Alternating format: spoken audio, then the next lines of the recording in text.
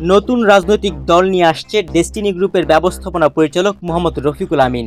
আগামী জাতীয় সংসদ নির্বাচনে অংশ নিতে দলটি অফিসিয়াল কার্যক্রম এগিয়ে নিচ্ছে।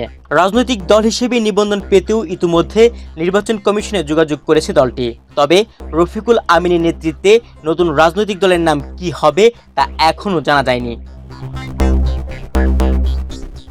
রফিকুল আমিনের এই দলে যোগ দিতে গণ অধিকার পরিষদ থেকে পদত্যাগ করেছেন দলটির উচ্চতর পরিষদের সদস্য ফাতিমা তাসনিম। নতুন দলের আহ্বায়ক পদে রফিকুল আমিন এবং সদস্য সচিব পদে ফাতিমা তাসনিমের নাম ইতিমধ্যেই চূড়ান্ত করা হয়েছে। 17 এপ্রিল বৃহস্পতিবার রাজধানীর হোটেল শেরাটনে আনুষ্ঠানিকভাবে নতুন রাজনৈতিক দলের আত্মপ্রকাশ হবে। দেশ ও জাতি আবার নতুন করে একটি ঐক্যবদ্ধভাবে একই ছায়াতলে আনার কার্যক্রম বা উদ্যোগ আমরা হাতে নিয়েছি এবং একেবারে সকলকে নিয়ে বাম দল এবং ধর্মীয় কোনো এখানে বাধা নিষেধ থাকবে না। এখন যে কোনো ব্র্যান্ডের পুরাতন এসি বদলে নতুন ওয়ালটন এসিতে উপভোগ করুন 25% ছাড়।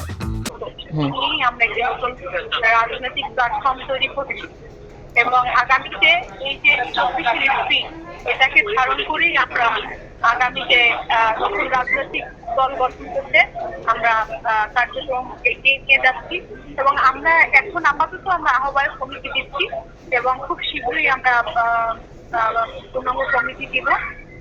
তবে এই মুহূর্তে প্র্যাকটিক্যালি আমরা সামনে নির্বাচনকে কেন্দ্র করে আমরা যেভাবে করে নিবন্ধন নেওয়ার জন্য যে ক্রাইটেরিয়া আছে আমরা নির্বাচন কমিশনারের সাথে কথা বলে সেই ক্রাইটেরিয়াগুলো পূরণ করেই আমরা সামনে এগোচ্ছি। নতুন দলের আত্মপ্রকাশ অনুষ্ঠানের দাওয়াতপত্রে বলা হয়েছে, অপার সম্ভাবনাময়ের দেশ বাংলাদেশ আজ নতুন এক রাজনৈতিক সন্ধিক্ষণে দাঁড়িয়ে আছে। জুলাই 24-এর ছাত্র জনতার ঐক্যবদ্ধ অভ্যুত্থানে মহান শহীদদের আত্মত্যাগের মধ্য দিয়ে ফ্যাসিবাদী শাসনের পতন হয়েছে। সূচনা হয়েছে নতুন রাজনৈতিক ধারা।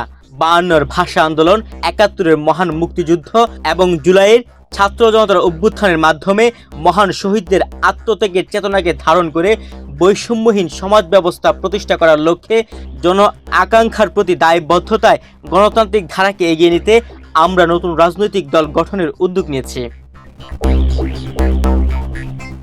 2000 সালে ডেস্টিনি প্রতিষ্ঠা লাভ করে। প্রতিষ্ঠার কয়েক বছরের মধ্যে ব্যাপক জনপ্রিয়তা পান রফিকুল আমিন। এরপর অর্থ পাচার ও ডেস্টিনি টি প্ল্যান্টেশন নিয়ে দুর্নীতি দমন কমিশন দুটি মামলা করে। পরে এই মামলায় দীর্ঘদিন কারাভোগ করেন রফিকুল আমিন। 2024 সালের 5 আগস্ট আওয়ামী লীগ সরকারের পতনের পর কারামুক্তি পান তিনি। ডেস্টিনি গ্রুপ ছাড়াও মোহাম্মদ রফিকুল আমিন একটি বেসরকারি টেলিভিশন চ্যানেলের ব্যবস্থাপনা পরিচালক এবং একটি দৈনিক পত্রিকার সম্পাদক। তুহিন ভুইয়া, বাংলাদেশ প্রতিদিন।